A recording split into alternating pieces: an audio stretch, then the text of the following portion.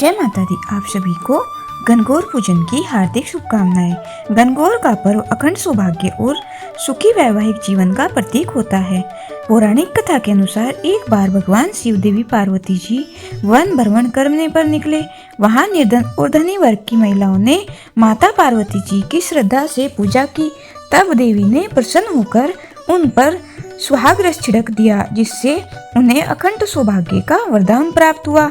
और यह व्रत विशेष रूप से राजस्थान और उत्तर प्रदेश में चैत्र मास के शुक्ल पक्ष में किया जाता है। वैसे तो होली के अगले दिन से गणगौर पूजा आरंभ हो जाती है, लेकिन चैत्र मास के शुक्ल पक्ष में गणगौर पूजा की जाती है। इस दिन महिलाएं और अविवाहित कन्याएं व्रत रखकर ईश्वर गणगौर की पूजा करती हैं, गीत गाती हैं और इसके बाद विसर्जन करने के बाद अपने व्रत का या पूजन का समापन करती हैं। आज के इस पावन अवसर पर हम आपको सुनाने जा रहे हैं गणगौर व्रत की पौराणिक कथा। और किसी भी व्रत कथा को सुनने से पहले भगवान गणेश की कथा सुननी चाहिए, तभी सुनी गई कथाओं का या रखे गए उपवास का या किए गए पूजन का संपूर्ण फल प्राप्त होता है।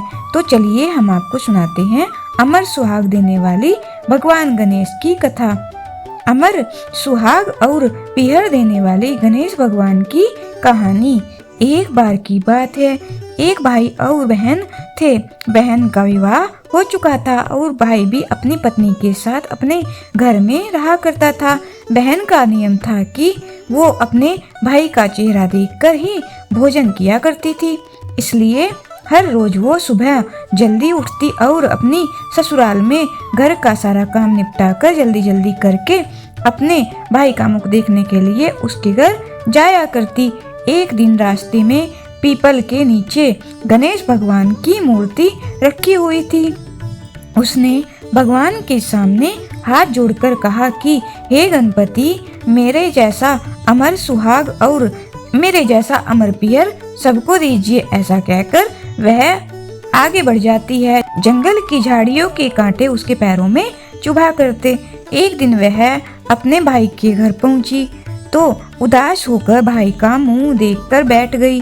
भाभी ने पूछा, तुम्हारे पैरों में क्या हो गया है? यह सुनकर उसने भाभी को जवाब दिया कि भाभी, रास्ते में जंगल की झाड़ियों के गिरे हुए कांटे मेरे पाँव में चुभ गए हैं। सुनकर लड़की की भाभी ने अपने पति से कहा कि सुनिए, आपकी बहन जब आती है तो रास्ते में झाड़ियों के गिरे हुए कांटे उसके पाँव में चुभ जाते हैं, आप रास्ते को साफ करवा दो। भाई ने तब कुल्हाड़ी लेकर सारी झाड़ियों को काटकर रास्ता साफ कर दिया, सारे कांटे भी हटा दिए। सफाई के कारण भगवान गणेश जी की मूर्ति का वह स्थान भी वहां से हट गया। अब तो यह देखकर भगवान को गुस्सा आ गया और उसके भाई के प्राण हर लिए। लोग अंतिम संस्कार के लिए जब भाई को लेकर जा रहे थे तो उसकी भाभी रोते हुए लोगों से कहने लगी कि थोड़ी देर रुक जाओ, उनकी बहन आने वाली है, वह अपने भाई का मुंह देखे बिना नहीं रह सकती, उसका यह रोज का नियम है। तब लोग कहने लगे, आज तो देख लेगी पर कल कैसे देखेगी। अब उधर रोज की तरह बहन अपने भाई का मुंह देखने के लिए जंगल में निकली। आज उसने देखा कि जंगल तो सारा रास्ता साफ किया हुआ है। जब वह थोड़ा और आगे बढ़ी तो उसने देखा कि सिद्धि विनायक को भी वहां से हटा दिया गया है। तब उसने भाई के घर जाने से पहले गणेश जी को एक अच्छे स्थान पर रख दिया और हाथ जोड़कर बोली, हे भगवान, मेरे जैसा अमर सुहाग और मेरे जैसा अमर पियर सबको देना। ऐसा बोलकर वह हर दिन की तरह आगे निकल गई। भगवान तब सोचने लगे कि अगर इसकी नहीं सुनी तो फिर हमें कौन मानेगा, हमें कौन पूजेगा।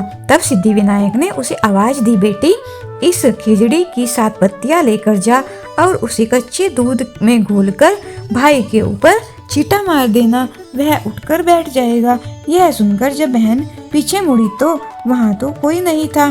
फिर वह सोचने लगी कि ठीक है, जैसा सुन लिया वैसा ही कर लेती हूँ। फिर वह 7 खिचड़े पत्तियां लेकर अपने भाई के घर पहुंची। वहां उसने देखा कि कई लोग बैठे हुए हैं, भाभी बैठी रो रही है और सामने ही भाई का शव रखा है।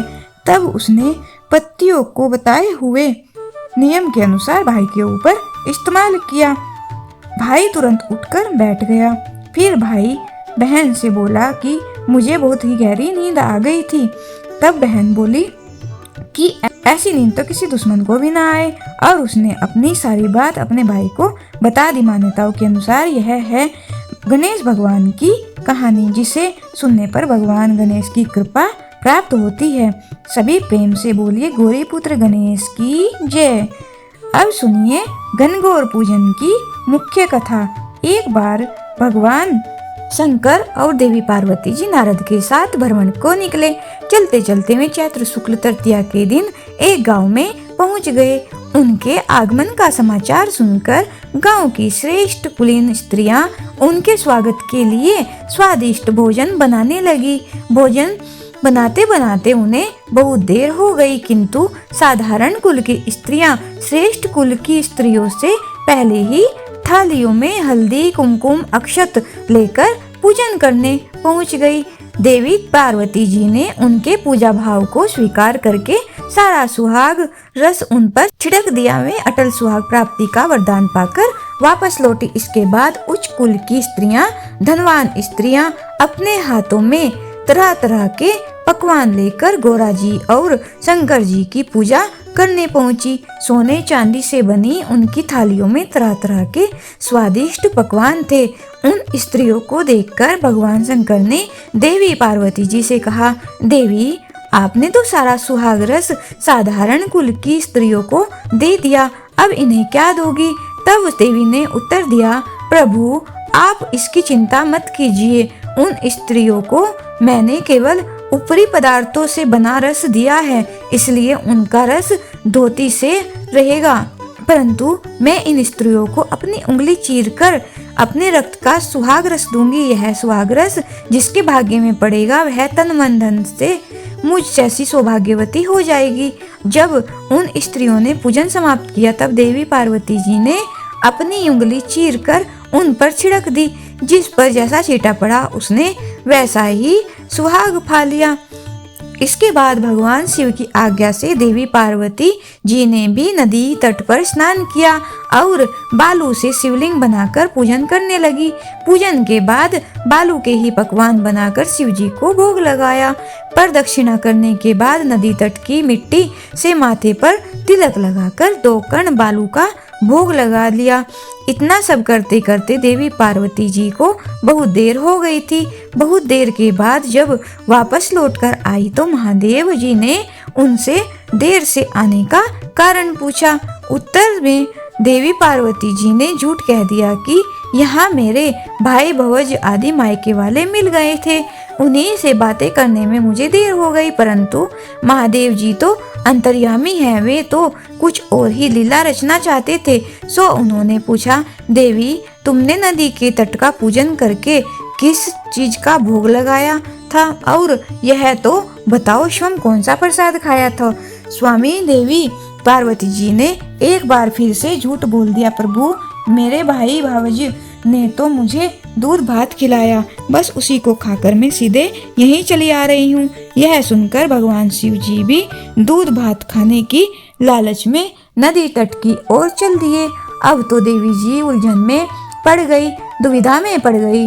तब उन्होंने मौन भाव से भगवान शंकर का मन ही मन ध्यान किया और प्रार्थना की, हे भगवान यदि मैं आपकी अनन्य दासी हूँ तो आप इसी समय मेरी लाज रखिए।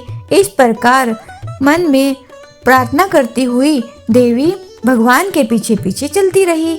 उन्हें दूर नदी के तट पर माया का एक महल दिखाई पड़ा और महल के भीतर पहुंचकर उन्होंने देखा कि वहां पर तो शिव जी के साले सहलज आदि सब परिवार उपस्थित हैं। उन्होंने गौरी शंकर जी का बहुत भव्य स्वागत किया। वे 2 दिनों तक वहीं रहे। फिर तीसरे दिन भगवान शिव से देवी पार्वती जी ने चलने के लिए कहा, लेकिन भगवान शिव तैयार नहीं हुए। वे तो वहां पर अभी और रुकना चाहते थे। अब पार्वती जी रूठ कर अकेले ही चल दी। ऐसी दशा में भगवान भी देवी पार्वती जी के साथ चल पड़े। फिर तो नारद जी भी साथ साथ चल दिए। चलते चलते में बहुत दूर निकल गए। उस समय भगवान सूर्य अपने पश्चिम धाम को पधार रहे थे। अचानक भगवान शंकर देवी से बोले, देवी मैं तो तुम्हारे मायके में अपनी माला ही भूल आया। तो देवी बोली, ठीक है प्रभु, आप यहीं रुकिए, मैं अभी लेकर आती हूँ। पार्वती जी ने कहा और जाने को तत्पर हो गई, परंतु भगवान ने उन्हें वहां जाने की आज्ञा नहीं दी और इस कार्य के लिए उन्होंने ब्रह्मपुत्र देवर्षि नारद जी को भेजा। परंतु वहां पहुंचने पर नारद जी को तो कोई महल ही नजर नहीं आया। वहां तो बस दूर दूर तक जंगल ही जंगल था, जिसमें हिंसक पशु विचर रहे थे। अब नारद जी वहां भटकने लगे, सोचने लगे कि कहीं वे किसी गलत रास्ते पर तो नहीं आ गए हैं। सहसा ही बिजली चमकी और नारद जी को भगवान शिव जी की माला एक पेड़ पर टंगी हुई दिखाई दी। नारद जी ने तुरंत माला उतार ली और शिव जी के पास पहुंचकर कहा, वहां का सारा वृत्तांत कह सुनाया। तब भगवान शिव ने हंसकर कहा, नारद यह सब देवी की ही लीला है। तब देवी पार्वती बोली, मैं किस योग्य हूँ। तब नारद जी ने सिर झुकाकर कहा, माते आप तो पतिव्रताओं में सर्वश्रेष्ठ हैं, आप सौभाग्यवती समाज में आदि शक्ति हैं।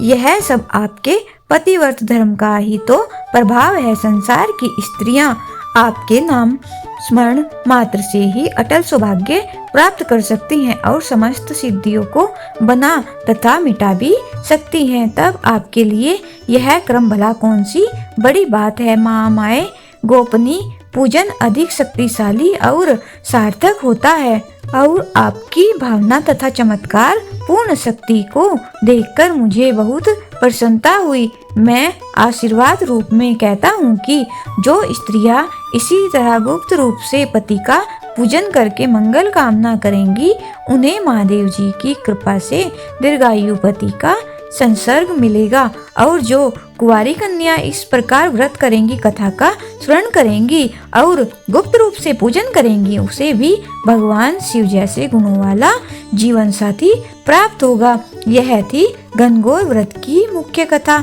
सभी प्रेम से बोलिए, ईश्वर गणगौर की जय, माता पार्वती की जय। गणगौर पूजा के दिन कन्याएं और विवाहित महिलाएं प्रातःकाल सुंदर वस्त्र धारण करके 16 श्रृंगार करके महिलाएं बाग बगीचों से ताजा जल लोटों में भरकर लाती हैं। इस दिन कुंवारी कन्याओं को भी अच्छे से श्रृंगार करके फिर पूजा की तैयारी करनी चाहिए। इस जल में हरी धूप और पुष्प सजाए जाते हैं। गणगौर के गीत गाते हुए महिलाएं वापस घर लौटती हैं। इसके बाद शुद्ध मिट्टी से शिव स्वरूप ईश्वर और पार्वती स्वरूप गौर की प्रतिमा बनाकर विधि पूर्वक स्थापना की जाती है। गणगौर माता को सुंदर वस्त्र पहनाकर रोली मोली हल्दी काजल मेहंदी आदि सुहाग सामग्री विधि पूर्वक अर्पित की जाती है। दीवार पर 16 बिंदिया रोली मेहंदी और काजल से बनाई जाती हैं। इसके बाद थाली में जल दूध दही हल्दी और कुमकुम मिलाकर सुहाग जल तैयार किया जाता है। फिर महिलाएं दोनों हाथों में धूप लेकर पहले गणगौर माता पर इस जल के छींटे देती हैं, फिर स्वयं पर सुहाग के प्रतीक के रूप में इसका छिड़काव करती है। अंत में गणगौर माता को मीठे गुने या फिर चूरमे का भोग अर्पित किया जाता है और उनकी कथा श्रद्धा पूर्वक सुनी जाती है। संध्या समय शुभ मुहूर्त में गणगौर माता को जल अर्पित करके उन्हें किसी पवित्र सरोवर, नदी या फिर कुंड में विसर्जित कर दिया जाता है। इस प्रकार गणगौर व्रत की पूजा संपन्न होती है। आप सभी सुहागन माताओं बहनों का सुहाग अखंड रहे, कुंवारी कन्याओं को मनचाहा जीवन साथी प्राप्त हो। इसी शुभकामनाओं के साथ आप सभी को एक बार फिर से गणगौर की हार्दिक शुभकामनाएं। जय माता दी।